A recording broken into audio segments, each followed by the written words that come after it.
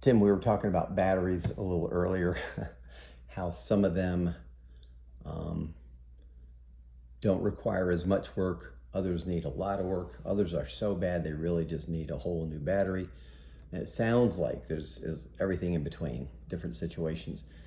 Um, so you're first of all, just to get a couple facts in there, your travel sometimes up to like 100 miles, like Springfield, Fayetteville, Bentonville, and pretty much everything in between Missouri and Northwest Arkansas. That's kind of the circle area that we're talking about. Maybe even up to Joplin, if right, occasionally. Yeah, if it's to install a battery. If it's to install a battery. I cannot repair a battery on site. Got it. Because I cannot balance that pack on site. So you typically would have to bring that back. Yeah, so I would bring a balanced pack and sell them the pack, bring theirs back and try to rebuild it. So. And let's talk about balanced pack. So when you say that, you were telling me earlier there's like a lot of different cells in the bat. How many cells are in the bat? So in the second generation, you got 28 cells. And the second generation are the years of? 2004, 2009. Okay, so that generation, there's 28 cells. 28 cells. Mm-hmm. And some of those, sometimes when they're going bad, there's a cell or two that's like weak. Can you speak on that? They don't even have to be weak. Okay. They can just be out of sync, out of balance. Yeah. Meaning 7.6, this one down here is 7.8, this one's 7.4. And how does that hurt the battery? Because the computer is going to read this and it's going to run that pack on the lowest cell, not the highest, so it's your weakest link.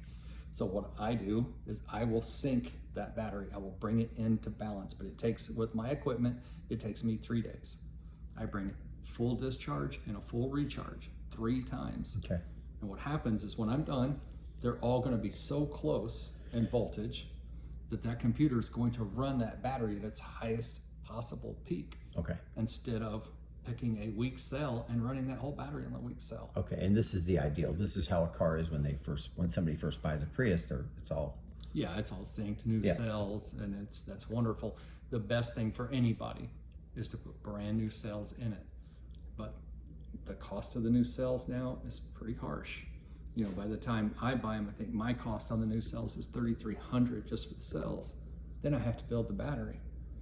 So most of the time people can't afford it. So what I do is I recondition the batteries when they come in. I test the cells.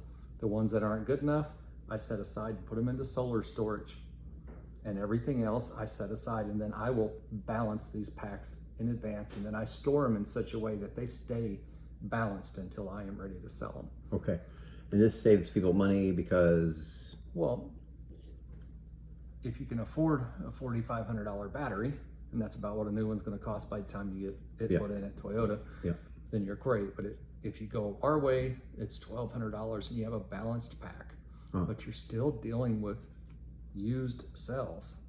So. And how long can those go, like compared to? I know it's no guarantee. Maybe there's no guarantee of anything. Pretty close. How close would you say to? I've had batteries out there now for over 8 years that are still on the road.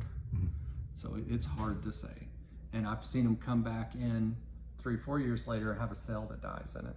So if it just has one cell that goes bad, I can bring it in, I can replace that cell, and I can balance that pack, bring it back.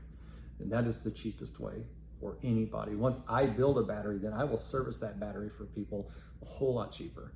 So it comes in because it already has all the better bus bars, all the better retaining nuts. What's a bus bar? So bus bars are what connect the cells together. Okay. And Toyota just uses copper.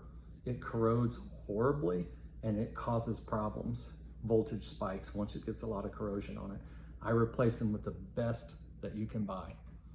Okay, and so they are corrosion resistant. Okay. So this is going to extend the life of that battery a lot. And another thing is these cars all leak water, all the second generation, and the moisture is hard. After like how many, is it miles or years? I know there's no specific, but after a certain amount of miles or years, like I have yet to see one that doesn't leak in a second generation. Not one. Oh, they're old enough now that they're old enough now. They're all leaking. They need to be waterproofed. And if I show up on a job and you can't see the water, so people don't realize it's leaking in. It's in behind the interior, but it goes down both sides. pulls up, and that moisture is brought into that hybrid battery and creates all kinds of problems. The wiring, the ECM, the computer, there'll be corrosion in the pins. The bus bars are just corroded on a level your mind won't believe. So that's what's hurting the battery even more than the actual miles on it. Absolutely, it is moisture that's hurting it more than anything. That needs to be overcome.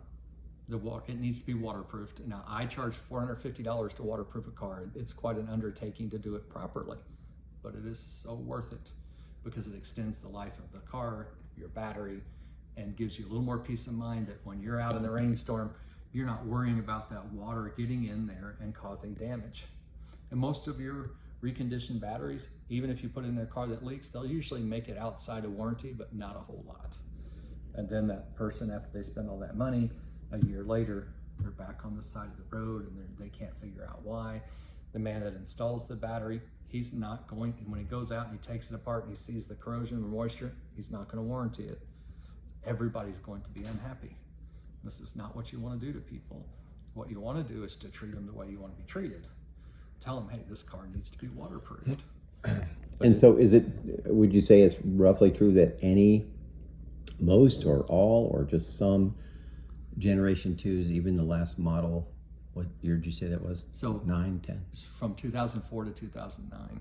To 9. That's so your second generation. Even the 9 model, second generation, would probably need waterproofing by now? So the one you were driving today, it's a 9. Yeah. And when I got it in, both sides where the 12-volt battery and the other side had that much water sitting in it. So definitely. So I waterproofed that car. I waterproofed your car. So I don't worry about it. We can be in all kinds of rainstorms now, and we don't have the stress that it's doing damage to our hybrid system.